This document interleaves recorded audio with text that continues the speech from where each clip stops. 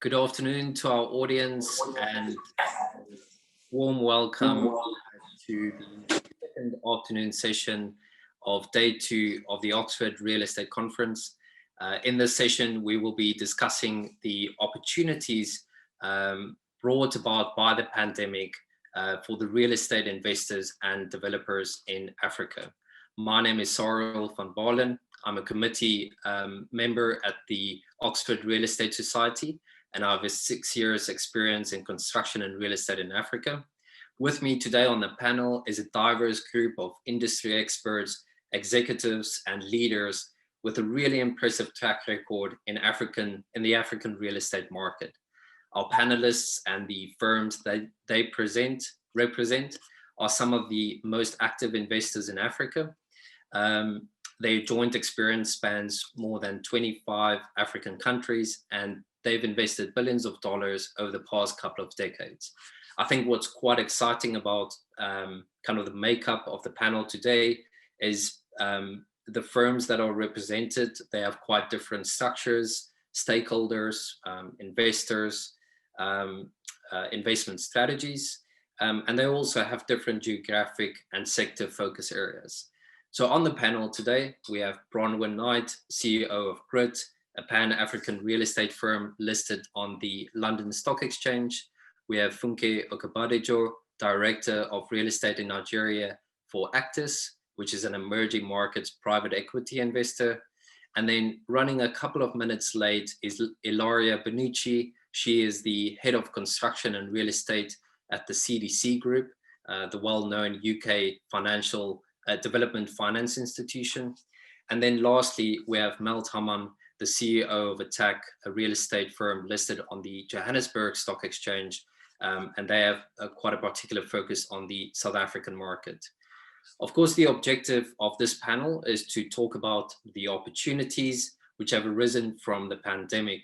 However, I would like the panel to just take 2 steps back so that we can first reflect on the effects of the pandemic on the African real estate market at large, but also their individual companies. And then secondly, I will then ask the panel to share their experiences of how their organizations have had to respond to the threats and the risks of the pandemic. I think that should set a pretty good scene for then moving on to discussing the opportunities created as a result of the pandemic. And at this point, I would also just like to encourage our audience to participate by submitting their questions in the Q&A box, and we'll try and get to them at the end of the session. So I will now ask the panelists to just introduce themselves and the companies they work with, as they also then respond to the opening point of discussion. So we'll use an alphabetical order just to organize ourselves. So that'd be Bronwyn first, then Funke, Ilaria, and then Melt. So yeah, Bronwyn, over to you. Kindly introduce yourself and Grit, and please share with the audience your reflections of the effects of the pandemic on the African real estate market and of course on Grit as well. Thanks, Cyril, and thanks for hosting us, and thank you for having us today. So it's always great to be part of these innovative type discussions. So just from our side, my name is obviously Bronwyn Knight. I am the co-founder and CEO of Grit Real Estate Income Group. Our investment strategy has been to invest across the African continent, ex-South Africa. So it is good to see Melt today that will speak on behalf of South Africa. And our strategy is multi-geographic. So Grit currently invests in 8 African countries. It is also multi-asset class. And these are all really pertinent points to how we've seen the impact of COVID and the global impact on real estate. Multi-asset class, dealing predominantly with global tenants that are quite fixed to being their business strategies, to being in the African continent, and predominantly with tenants that transact in hard currencies. Now, the business has grown from 6-7 years ago.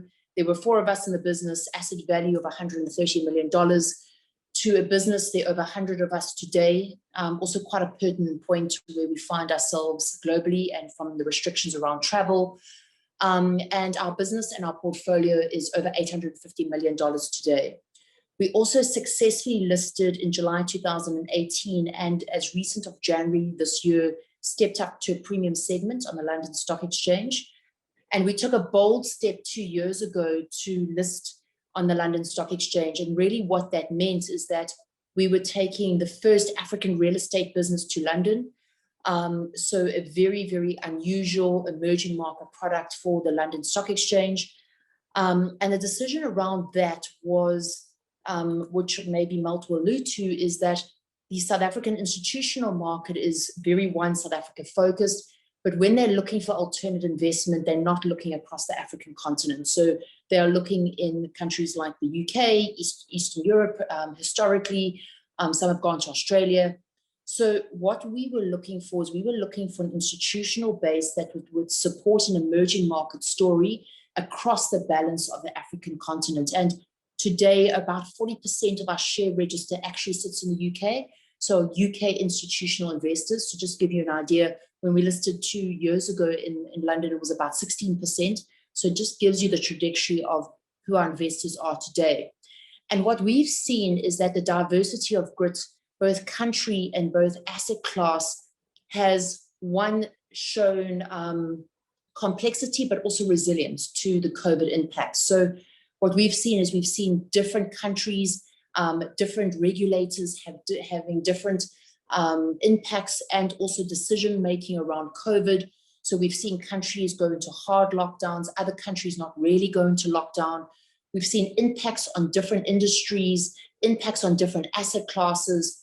So as the Grit portfolio is structured, what we've seen is that we've seen a resilience in certain asset classes, a resilience in certain tenants themselves, and then we've seen a graver impact on other industries like retail and hospitality.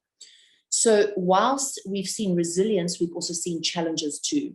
And what we have contextualized and what you might have heard about me if you've read about Grit itself and myself is this concept of reinvention revolution. What we had to do is sit down at the start of this pandemic and say, how do we do things differently? How do we really adapt the way of doing business differently? I was a person that has had historically traveled out of the country, and my team out of Mauritius, our base, twice a month. I haven't left the country since March of last year. And what we've had to do is that we've had to ensure that the teams that we've got on the ground across these African countries, thankfully, we mobilized those over the couple of years. And thankfully, we have on the ground presence in these particular countries. Otherwise, we would have found ourselves in a much more of a difficult time. So really just to sum up, and I know you're going to get into the questions, I think from our side, it's been geographic diversification, asset class diversification, resilience of tenants, global tenants, their resilience to macroeconomic challenges and having to be in the African continent and us be their real estate solution. And then also just how we've had to manage the struggling sectors being retail and hospitality, and then just the logistical challenge about traveling into these countries. Thank you, Sarul. Thank you, Bronwyn. That's brilliant. Funke, over to you. Yeah, thank you, Sarul. It's good to be here to share our perspectives. My name is Funke Okubadejo. I'm a director with Actis.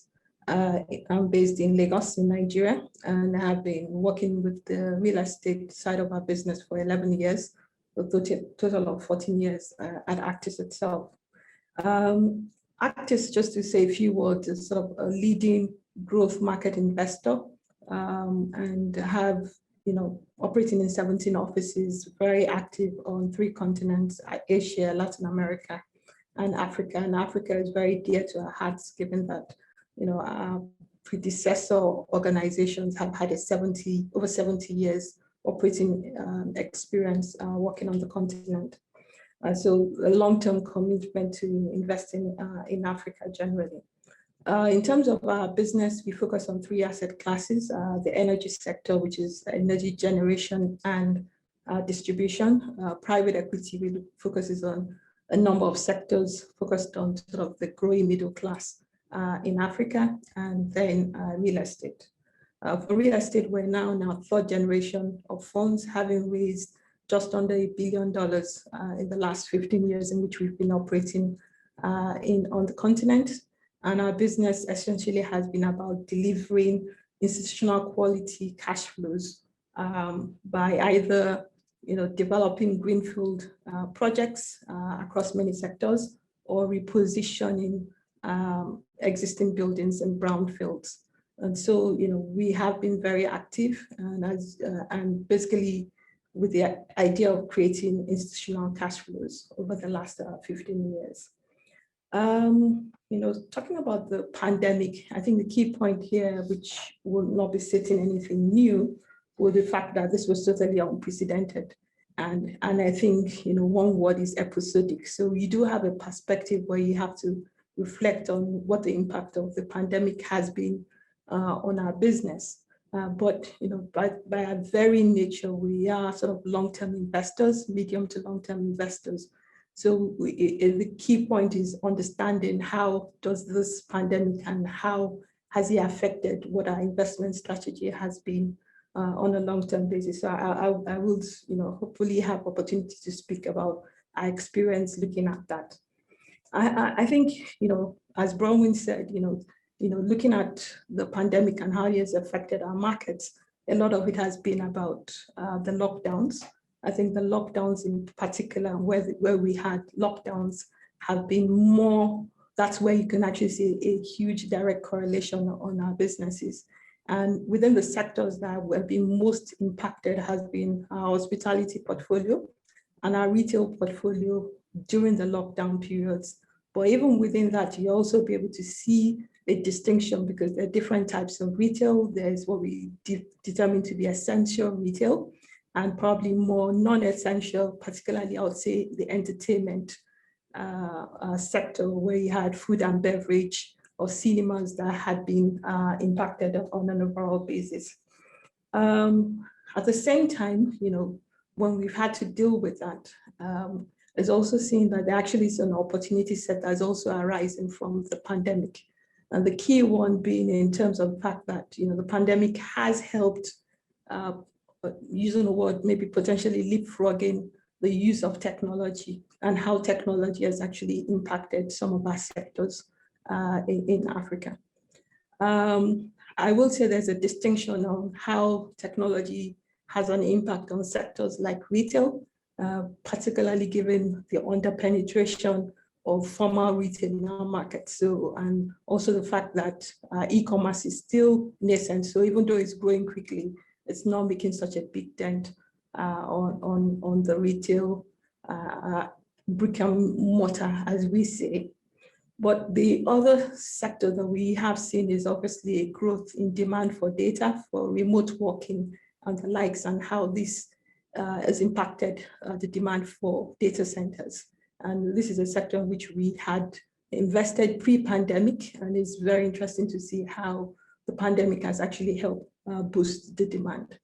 One sector where we do have exposure that has been impacted has been on the hospitality sector, obviously due to the restriction on travel, and until we do see a vaccination policy, global and then local, you're not really expecting to see a full recovery of international travel. However, that said, there is another opportunity set that has arisen from the pandemic, in the sense of being able to actually identify attractive investment opportunities where you have a dry powder. This is actually a good opportunity to invest. So our sense is that while the pandemic had this episodic effect, on the long run, the key drivers for secular growth being population growth, the growing middle class, we do see that the long-term trajectory for the continent remains quite positive, and it's about really managing through the pandemic, and managing cash flows has been key. Thank you. That's brilliant. Thank you, Funke. So many brilliant opening remarks, and we'll definitely get back to a number of them including your background image, which I'm assuming is one of the exciting projects you're working on. But first, Meld, comments from you. Thanks, Sarel, and thanks for hosting this event and inviting us. I'm quickly going to talk attack myself and then jump to the impact. So if you look at attack, we listed on the JSE. We one of, and I'm going to round up, there's about 30 listed REITs on the JSE, the Johannesburg Stock Exchange. So we're one of them. We've listed about 8 years ago. And then about 3 years ago, we've converted to a REIT. So if you're a REIT, there's quite a big focus on how much income you generate and passing that income on to your shareholders. If you look at our shareholder base, I would say pre and post COVID, from a global shareholding viewpoint, it stayed fairly flat. So it's about 95% local investors and then 5% overseas investors, which is completely different than Bronwyn's company. Asset-based, about $1.6 billion US. Turnover, all rental income, about $140 million US. If you look at our portfolio, I would say 90% is SA, South Africa based. Of that 90%, 50% retail, 50% non-retail. And if I refer to non-retail, it's offices, industrial, and then I'm going to say fortunately only 3 hotels in the hospitality industry, so that's fortunately small. So 90% SA, 2% the rest of Africa, and we will come to that a bit later on why are we only 2% in the rest of Africa, and then 8% is Western Europe, Eastern Europe, but that's also via another JSE listed company, so we fairly silent investor into that investment. We don't asset management, we're more investment management. Coming back to myself, I've joined Attack just before listing. So like I said, with 8 years listed, I've initially joined Attack as the CFO, and then my predecessor moved on about 3 years ago, and then I was appointed CEO. And as you know, I'm on my way out. So I think this week Friday is my last day on, I call it the corporate treadmill. So it's my last day in the corporate treadmill, and then I call it exit corporate life. Just maybe talk to the impact of COVID. From a business viewpoint, definitely a negative impact. I mean, if you look at our business model in real estate, I always say the business model is the same. You've got tenants, you invoice for tenants, they pay the rent. You've got ops cost, you pay your ops cost. There's a net rent, you pay your interest. What remains, you must pay to shareholders. I completely oversimplify. But if you look at business case, or the impact on business, profitability definitely reduced. What we have experienced, so we've got a June year end, so we've experienced low collections in that March, April, May, June last year, and then the collection rate started to increase. But also, like Bronwyn has said, different portfolios, different tenants reacted differently. I think what we've experienced in 2020, low collections in retail, and then high collections in the office space, the early parts of COVID, and then the latter part of COVID, retail coming back. And I think that the question mark is out on offices. I think there's still a working from home. What is the impact? Is it a structural impact? How long will the structural impact last? So definitely different asset classes reacted differently. I mean, hospitality, for instance, again, I think 2020 calendar year survival mode, 2021 it's recovery. Hopefully 2022 they will be back to 2019 levels if they're lucky. But again, it also depends. You cater for the business market, you cater for tourism. But so coming back to the impact of COVID from a business viewpoint, definitely negative impact. Also, what we have seen, and my gut tells me we're not going to have time for this debate today. What we have seen is a shift in focus away from shareholders to stakeholders. So in the past, if you're a listed entity, I think dividends was on top of mind, paying dividends, paying dividends, paying dividends. What we have now seen is you must look after all your stakeholders. And if you look at your stakeholders, It talks to tenants, it talks to lenders, it talks to suppliers, it talks to your colleagues, and then also your shareholders, and not in that sequence. So what we have done as a TAC, I think we were the first SA REIT to announce to the market we're going to skip 2 dividends. The market didn't like it, but in our mind is providing clarity out there. And then what we said, let's look after our liquidity. Let's use that liquidity to hold the hands of our tenants. And I think they call it tenant relief. And tenant relief is either discount or deferral. From an SA REIT viewpoint, it's an interesting number. I was quickly converted to dollars because we operate in ZAR.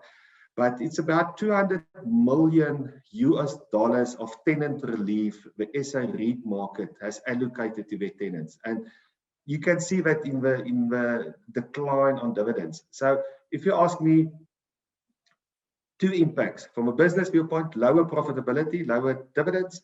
From a market viewpoint, this shift from shareholders to stakeholders, and you need to look after all stakeholders.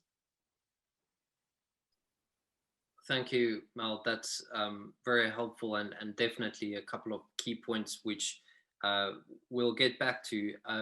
I'm trying to buy ourselves a couple of minutes more to just allow Ilaria Bonucci to also join. And I'll just take this moment to kind of circle back to Bronwyn and just kind of further the point on your decision to list on the London Stock Exchange. You have alluded to that in your opening remarks. I think we also have quite a couple of MBA students from Oxford and elsewhere on the call, and I personally felt that it's quite an interesting case, the idea that you have decided to specifically list on the London Stock Exchange. If you could just walk us through kind of the rationale behind that, and perhaps also then respond to Mel's kind of last comments around how the focus has shifted from shareholders to stakeholders. Yeah, thanks, Sorrel. So I think, it was obviously quite a bold decision to list in London. Again, pioneering anything is always a challenge. And because there are no other precedents, because they don't really know where to benchmark you. But the rationale around the thinking had gone about, I came from the listed real estate space. We listed a REIT in South Africa originally. So I'd spent a number of years working with institutional investor market out of South Africa. And as I said, for the real estate REIT space, what had happened, and obviously Mel can agree or disagree, a lot of these South African REITs had gone to Africa with certain strategies, and they hadn't really had a good time.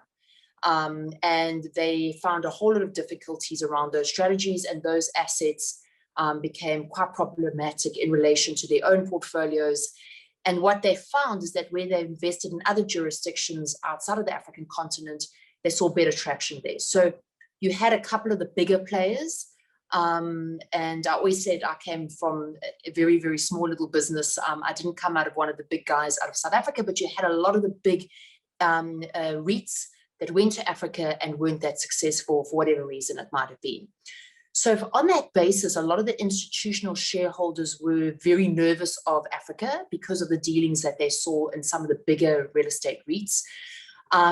They also, again, tended to want to follow hard currency into Europe, some into Australia. So if you saw Investec strategy, some into the UK itself, a lot of South African companies were going into the UK. And they found it hard to understand how the rest of Africa could have a hard currency play, being US dollars, euros. So bar the pension funds out of South Africa who have Africa mandated money that has to go onto the African continent, some of these other bigger institutional investors to try and convince them that to follow a grit story which didn't really have a lot of history, as in history in our own performance, history in other REITs out of South Africa actually performing on Africa, ex-South Africa real estate assets. It became very difficult to attract that money. They also thought, to be honest, that my approach up front was quite mad. So the multi-geography, multi-asset class, you know, they thought, how can we be everything to everybody? How can we be over all these jurisdictions? How can we do multi-asset class? So a lot of the REITs in South Africa, we're becoming really focused, either industrial plays, real estate plays, residential plays. So this sort of multi-asset class sort of people, a lot of the businesses were moving away from that in South Africa. So to be honest, they probably thought I was quite insane up front, really having that approach. But the approach was because Africa goes in cycles, emerging markets go in cycles. We had seen a lot of the SA businesses going into oil-based countries, Ghana, Nigeria, and the markets had turned on them and they'd been completely focused. They'd been completely retail focused. So we thought that the diversity up front would make our time across Africa a lot more successful. And that was country as well as asset class. So at that stage, the reason to go to London is that, and I walked the streets of the UK quite literally. I think before we listed in London in July 2018, I had 222 meetings. And what it was is that it was, one, a big education. Secondly, we identified that a lot of the emerging market money that understood emerging markets actually sits off the LSE itself, interestingly enough. And then you also had income institutional guys in the UK that were chasing yield and were chasing growth, and that the pool for alternative investments actually had grown because of how UK REITs were behaving. So we entered the market at a very interesting time. And actually, interesting enough, that 40% share register I speak about is actually not predominantly emerging market. It's actually predominantly income institutional investors that are backing us, and guys that were looking at the probability of growth, and are they getting the growth in Europe? Are they getting the growth in UK? And as Mel correctly said, actually that share register has been so supportive of understanding that there's not just shareholders, but there's stakeholders in this business, and actually looking at holding cash and using that cash to either reduce loan to value, the pressures that we're seeing on valuations, all of those aspects that actually become key partners to the business because of their international understanding and because of the exposure across international markets. So the decision was difficult. It was difficult listing an Africa business. The due diligence process was extensive. We now have UK auditors, which are another world, I can tell you. But we believe that for an Africa story, the governance side, which is often questioned for Africa investments, if we could put it on the highest exchange in London, you could tick that governance box, which meant that we just had to sell the Africa story, which was everybody needs to be in Africa, I believe, at some point or the other from an institutional perspective. And what we wanted to do is we wanted to create a mitigated bridge, which we call a governed bridge, to say, let us do the hard work, but you have a very governed structure to be able to invest into the Africa growth story. So that was really the line of thinking and why we find ourselves on the main board in London today. Okay, wonderful. Yeah, thank you, Bronwyn, for really good explanation and the rationale behind that. I have since heard from Ilaria. She is going to try and join this conversation when she gets out of her other meeting. But so I want to kind of just move along and to the next talking point, which is more thinking about how have your organizations, you as an executive and a leader within your organization, have had to respond to the challenges. Of course, we've touched on some of them, and Funke, maybe if you could kind of start on this one, and I have a specific question here as well. I know that Actors has a stake in a company called Loris Development Partners. If I'm correct, they are a partner that helps Actors with on the ground real estate development. In answering on that discussion point, it would also just be helpful to understand how important has partners on the ground like that be for you during this time? Yeah, thanks. I think, in answering that question, it would be good to sort of paint a picture of the opportunity set. I think the key point is the opportunity set is not static and it changes over time. So, going back, 14 years and above, the key story was lack of supply and, the death of quality supply in the market. And a number of things that were responsible for that. Lack of capital was one. And also another key point was just sort of the lack of skill set.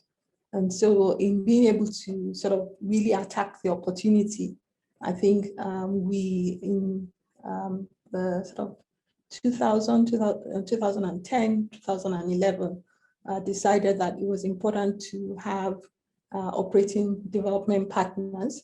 And because there was a lack of that capacity on the market, you actually had to create this. And we had development platforms created for West Africa and another for East Africa. Fast forward to today, I think the story is different. I think we see there's an opportunity to partner with a number of developers who are doing different things on the continent, and we are no longer reliant on having to create and limit ourselves to opportunities that are served by development platforms. And we basically don't hold investments in development platforms anymore. So that's pretty much. The other thing to talk about the story is the fact that, when initially the story was sort of lack of supply, there has been a healthy supply response in most of our key markets. And, you do have some markets where you could even talk about potential oversupply in some asset classes in market wherein there's been a lot more optimism by some developers. And so if we sit in the market today, you will dimension your opportunities differently. And you could begin to look at saying acquiring existing brownfield opportunities, which you can do at below replacement cost in some markets, and saying that that's an opportunity set in itself. I think, an opportunity set that also is like, there hasn't been, African capital actually having an opportunity to take exposure in real estate. With the exception of South Africa, which has a developed REIT market. And at the same time, over the last decade, there has been substantial growth in terms of long-term capital being managed either in the form of pension funds or other asset management vehicles. So you do see that right now there is an opportunity in actually acquiring stabilized yielding assets and managing them for the yield. And the yields that you can achieve on the continent on a dollarized basis has a significant premium to what you can achieve in sort of more developed markets in Europe, for instance. And the thought is, there's an education process that still continue to be required to basically talk about, the risk premium and the yield premium, adequately compensating for that risk premium. And also distinguishing between the risk premium that's needed regarding for development projects, which you are managing quite a number of other risks, financing, development, market risk, vis-a-vis actually acquiring stabilized yielding assets. Like I said, there's a short-term view in terms of the impact of a pandemic, and obviously there's a longer-term view. I think the short-term risk also enables you to be able to buy well currently. Thank you, Funke. Just staying with you for a moment. I just wanted to ask you whether you could also share with the audience kind of how you have also had to work with your stakeholders, particularly your LPs, your tenants, any other stakeholders in a somewhat kind of volatile environment. Yeah, so early on in the pandemic, even before we had lockdowns in the market, and it was clear that there's something in the horizon. We did a portfolio review, a detailed portfolio review, looking at things from different perspectives. What's going to be the demand impact? What's going to be the performance impact? How we're going to manage liquidity around debt? as well as, you know, the implementation. And also there was a supply impact because we had a number of projects under development, and how would we be able to manage that?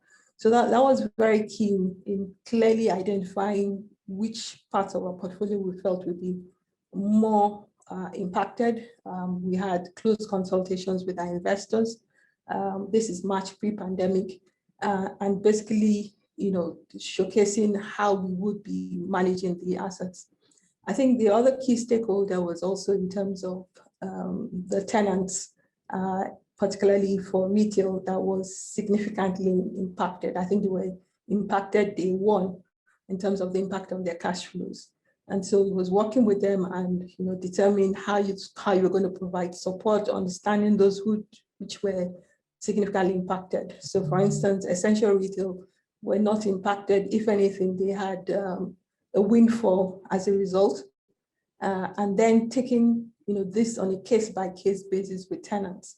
So, you know, the lockdowns in our markets happened mainly, I think, between March to, let's say, June. Obviously, that changed market to market. And the interesting thing to see is that, you know, retail, which is one of the most impacted sectors globally, we have seen a strong rebound in the retail portfolio on the continent. And this is due to, you know, being able to provide support to them and at the timing where that was needed, passing on some of the waivers that were also extended to us from lenders in terms of cash flows. So I think having that kind of win-win mentality in terms of engaging and making sure you can support your tenants obviously was very, very, very important. On the supply side, we were able to continue and open a retail project which in Douala, which opened last year. I think it did stall because you had to make sure you're considering safe working conditions for all employees, and they devised very interesting means of being able to work over a 24-hour period, making sure people were working in gangs that could not allow any cross-contamination, and strict rules in terms of who has access onto the site. And so we're very pleased to be able to work with our contractor to, one, ensure people stay safe, and then still have a completion of project just in the middle of a pandemic, which was very commendable to all those involved in the project. So overall, you know, it was, you know, keeping in touch, understanding the issues, assessing the issues, and also making sure that, you know, you're taking significant precautions given the severity of the health issues from the pandemic. Thank you, Funke. I just wanted to take a moment to welcome Ilaria Bonucci. Thank you very much for joining us. We know you've had to deal with some issues in India, and we do think of the people in India in these difficult times. So thank you. I'll get back to you in a minute just for introductions. Just wanted to give Melt also the opportunity to share with the audience how ATTAC has responded to the challenges and the threats of the pandemic. And Melt, I'm curious as to whether ATTAC's decision to basically exit its out of its rest of Africa portfolio has been a result of the pandemic, or whether that has been a long-term thing coming. Thanks, Harel. I'll be quick. If you look at our response, we've matched that to the impact.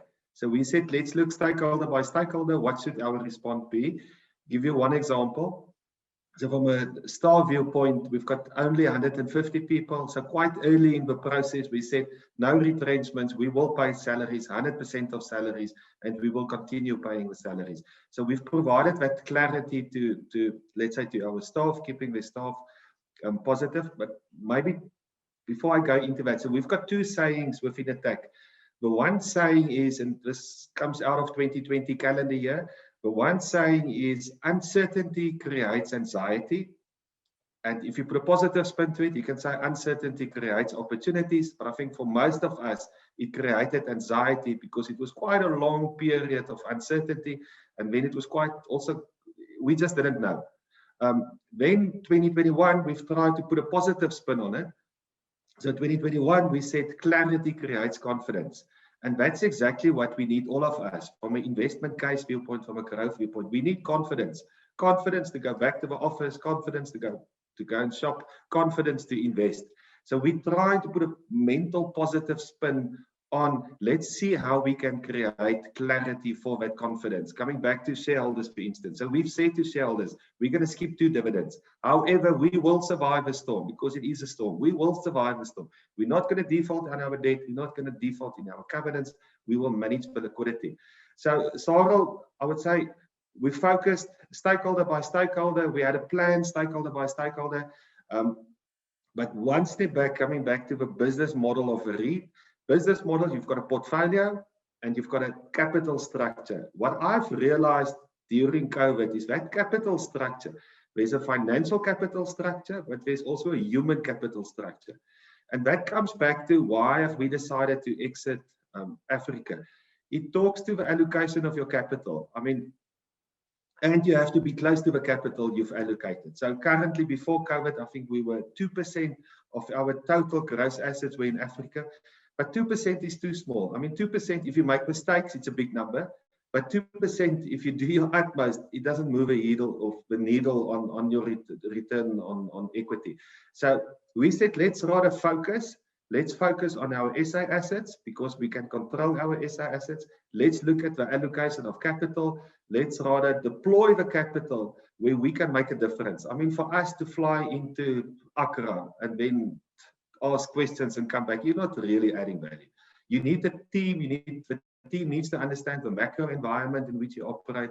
They need to have relationships with the tenants. They need to manage your op cost. And I mean, when I used to be a banker, they call it suitcase banking. You fly in with your suitcase, you provide a loan, you fly back into SA. I mean, those days of doing business, it's gone. You have to understand the market in which you operate. Brilliant. Thank you, Meld. Ilaria, we're going to play a bit of catch up here, but thanks again for joining us. I'd like to give you just the opportunity to briefly introduce yourself, tell us a bit more about the work of the CDC Group and its real estate interests in Africa. And we have a number of questions that have come through around ESG, which is, of course, a big focus for all the panelists, but especially for you, Ilaria. So yeah, I think, sorry, just before I hand over to you, I think it would also be helpful to understand how has the pandemic affected the CDC's interest in Africa, specifically, of course, on real estate, and how have your team been able to respond to that? Thank you, Sarah, and apologies again for the delayed appearance. So I'm Ilaria Benucci. I'm the head of construction and real estate at CDC. CDC, as you probably most of you know, is the UK-owned government development financial institution. We operate geographically in Africa and in South Asia, that's India, Pakistan, Bangladesh, Nepal, and Myanmar. And we have the dual mandate of actually have an impact, to be an impact investor, but also to have some commercial returns. So this is sometimes quite difficult to combine the two, but that's the challenge that we have. Since, I mean, it's quite late, I will try to summarize the way we approach the real estate. I think that rather than being a mainstream commercial real estate investor, we're looking more at what we call either business infrastructure, and that is logistics and, if you like, business hotels. So these are enabler to economic development, economic growth, or we have what we call social infrastructure. This is affordable housing, and this is student housing, partly healthcare real estate. So these are the two key pillar, if you want, of what we do and what we want to achieve. And in COVID, obviously, we've been affected like everybody else. I was exactly in a board meeting with a company in India. The situation is quite dramatic, but very much you have to look at what the asset class that we're looking at. Okay, obviously, we know that hotels, by definition, have been performing very badly, and when would be the, I mean, I think the industry expert says that we will need to get to 2024 to get the numbers that we had in 2019. Others are just performing extremely well. One of these is logistics. So we have an investment in logistics in East Africa, which is a platform which is called Africa Logistic Properties, and we've been doing fine. Actually, we're finding new clients and we're doing new developments because the demand is high. And as you know, that is one of the winners of this horrible pandemic. And similarly, when we look at affordable housing is another resilient asset. Of course, there's been delays in collection, rents and whatever, but by and large, you still have occupancy, which we're talking about rental, of course, the occupancy go above 85%. So I think that, again, you have to be quite specific in terms of what the asset you're looking at. And I would say that actually Funke absolutely agree. I mean, all our investment, you have to work with your tenants. You have to work also in logistics in any of this. And this is what we've been doing. At least the company we've invested in have been doing. And the appetite, of course, is still there. We actually we closed in March this investment in logistics in India, which is what I was doing before this call. So we close now, and so we still believe that there's a lot that can be done, and we are closer to a closing to a couple of investments in Africa. So again, sector specific. I want to underline this because the idea that at this stage I will invest in a shopping mall or in an office is not there. Not because in principle you don't want to do it, but it's just like I still want to see what happens. And then yeah, and hotels is tough, but we haven't seen yet distress. I was expecting a bit more distress on the market already, which it doesn't seem to be appearing. So I wonder if it's a question of these people being well capitalized, or I don't know, but curious to see what happens. Okay, thank you, Ilaria, for that. Just staying with you for a moment, I want to touch on basically two issues. We've got a couple of questions on ESG, and I'll try and summarize all them into one, being simply that being an impact investor and having ESG being so important to you. I mean, how do you balance the commercial interest and the ESG kind of targets in these difficult times? And maybe these are two separate questions, but does your involvement and your exposure to India and now knowing what's happening there, I mean, does it create some concern with you about whether that's possible in a place like Nigeria with high population densities and so on? The second question is not for me because I'm not I don't think it's in my job description. It's more a medical thing. And unfortunately, I don't think it's predictable, frankly. And yes, we are concerned. There's no question about it. But I wouldn't want to say more because I'm not qualified for that. Regarding ESG, interestingly, I don't see this as contradicting the commercial rationale of an investment. The opposite. I think that if developers and investors would not invest in climate change, they would find themselves with less valuable assets. This is what is happening for many reasons, because of regulation, and then what we try to do is always something that also makes sense commercially, because we are pushing all our investees to adapt and to qualify for edge building, right? Which is, as you know, is the technology has been introduced backed by the IFC, and with edge you actually reduce the cost of running a building. So it's an investment that repays almost immediately. What more challenging we are looking at right now, because I know for a fact it's never been done in Africa, is retrofit to edge. That's different because, you know, you have this existing building is much more, the investment has to be higher, the return on the investment has a longer horizon. But so let's see if that something like that is applicable or can be achieved. This is very interesting in terms of contributing climate change, etc. But on new buildings, I really believe that investors would value efficient, friendly, climate change friendly buildings. I think you're going to be left out if you don't do it. So I don't see it as a contradiction at all. Okay, wonderful. Thank you very much for that, Ilaria. Funke, would love to get your thoughts on this. I know in many ways you work with the CDC group, and you also have incredibly ambitious ESG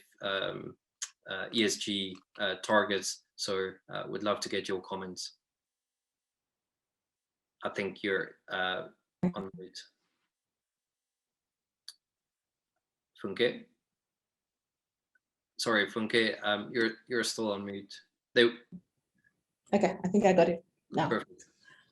Yeah, I was saying absolutely. I think, you know, we made a decision quite a while ago in terms of maybe long before we have things like COP26 coming down to say, you know, climate change is going to be more important in terms of the life cycle of buildings, and also in terms of, you know, obviously offering a competitive advantage in the future in terms of the cost of operations of the building, being 25%, being developed to be 25% cheaper to manage in the long run.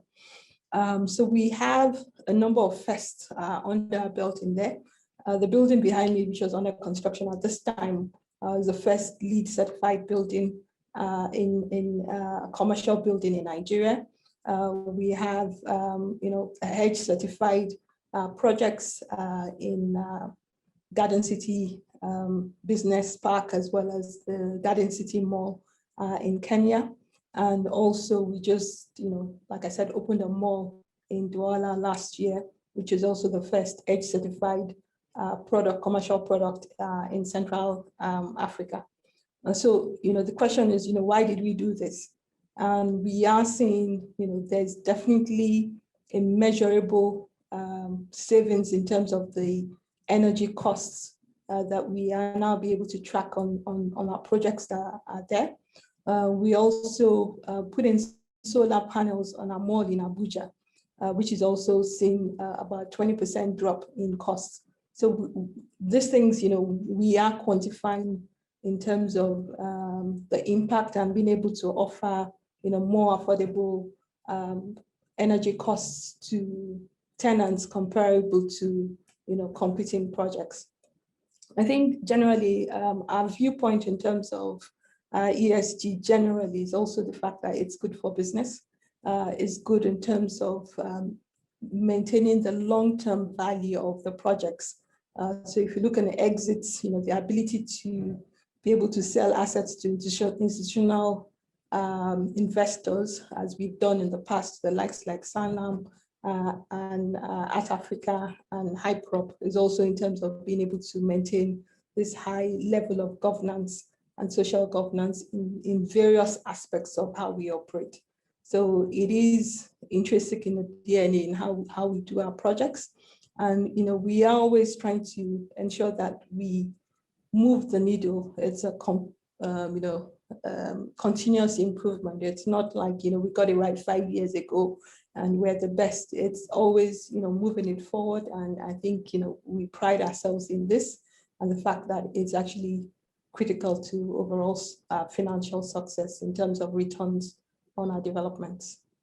Yeah, thank you, Funke. I'm aware that we are slowly but surely running out of time, so I'd love to get the panel's individual thoughts on where are the opportunities in the African real estate market in the short term, in the next couple of months or 2 years or so, but then also after that, we probably have about 1.5 minutes or so per speaker. We can start with Bronwyn and then we'll go on to Melt. Thanks, Sorrel. So yeah, I mean, I think it's interesting because out of every crisis, there's always opportunity, provided you're willing to identify it and obviously operate to look at it. So I think from our side, what we have seen sort of short-term, medium-term opportunity, because that we have a diversification on asset class, and we've always looked at it on that basis. So we're seeing a lot of opportunity on telecommunications. So telecommunications tenants, as well as their real estate needs, which includes data centers. So our development company, Gateway Real Estate, has invested already in a data center in Nigeria. So we've also seen opportunity in healthcare.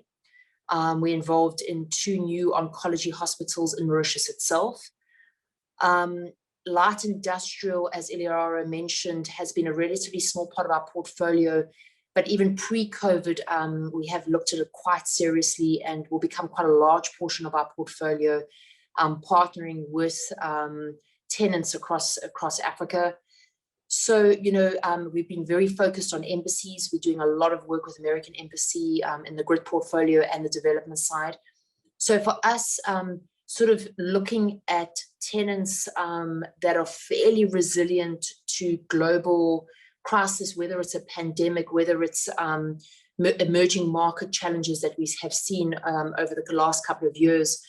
So we, you know, even the pre-COVID story of what we were looking at from grids continues to be the post-COVID story. But it is interesting. I'm personally very excited about healthcare. It's been something that I've been extremely passionate about even before launching the grid business. And as we've mentioned earlier, what we've seen is that now governments have been forced to make certain decisions quite quickly and continue to do so, which means that there's actually a lot of ability to work with governments specifically around healthcare and motivation now to get this off the ground. And Africa is a great story for it because it is a need and it's always been a need, but it's actually even the requirements is even higher now. So that's where we see managing the existing asset base, but where we see the growth of the portfolio coming from. Okay, wonderful. Thank you, Bronwyn. Melt, over to you. Sarah, I fully agree with Bronwyn. I mean, if you look at asset classes, healthcare, data center, logistics, which is light industrial, but also my gut tells me where you will have an opportunity is if you do have forced sellers. I think a number of us, I don't want to include us, but a number of us is focusing on creating debt capacity and investment capacity. And from an SA REIT viewpoint, I think for the market, we're trading at a 40% discount to NAV as a market. So it's difficult if you want to create debt capacity to issue new shares. So the best way to create capacity is, one, you don't pay dividends. Okay, but you've got REIT regulations also for that. But you start disposing assets. So my gut tells me there will be an opportunity up in Africa for, and it's not maybe a forced seller, but is a company that wants to create debt capacity and wants potentially like us to create focusing on the SA portfolio. When you rather exit Ghana, you exit Nigeria. So I would say, and then there's nothing wrong with the underlying property. It's just your focus is on creating that debt capacity, investment capacity, and then dispose of asset and reduce your debt. So if you ask me, there's definitely opportunity up in Africa. Wonderful, thank you, Melt. Ilaria, your thoughts on opportunities in Africa, short, medium, and long term? You're on mute. I cannot believe it, after a year and a half, you're still doing this. So again, I totally second what Melt and Brian were saying about data center care and logistics. In logistics, I would say, would be interesting to see if being closer to the clients can bring better solutions. So if you know that there are certain locations which is something where the client wants to expand, probably that could be a way of being more proactive. I think we need to be more proactive to understand better what clients want, and tenants, when I talk about clients, of course. And I think that as far as I am concerned, I know it is not your classical asset class, but rental, affordable housing, great opportunities, because I mean the market is chronically undersupplied, and therefore now there's more interest in it. And I think again there's more interest in impacts, and therefore and it's been proven to be a resilient asset. I think it's important as well. You have more investors. Normally you would have the investors like myself, DFIs, etc. But I think that given the performance in the last year or so, probably more institutional investors will be prepared to come along, which would be great, because to me means mobilization of money. And then again, as I said earlier, I was expecting a bit more of forced seller in the hotels business. I haven't seen that yet. I think it will come, because we know that there are a number of groups which are highly indebted and they were highly leveraged, and we know what the performance of the assets are, and therefore I think that there will be opportunities there for people with solid balance sheet. Wonderful. Thank you, Laura. Funke, closing thoughts from you on that point. I think I agree with all that has been said in terms of the areas and the areas where we're actively investing right now. Obviously include data centers, looking at expanding our hospitality portfolio. And also, one opportunity set I think that's being created now is that, despite the existence of platforms like Grit, I think there's still a lot of opportunity in terms of creating access to stabilized assets on the continent, particularly given the exits that we are seeing where people are trying to focus their portfolio outside. So that in itself is an opportunity, and the ability to buy with good pricing at this point, just for that buttresses that opportunity. Yeah. Okay, wonderful. I think this comfortably then brings, or uncomfortably brings us to the end of our session. And I just wanted to thank each one of our speakers for taking the time to join us today. I hope our audience have enjoyed the conversation. Thank you again, and have a lovely day. Thank you. You're welcome. Thank you. Goodbye. Thank you. Cheers. Bye.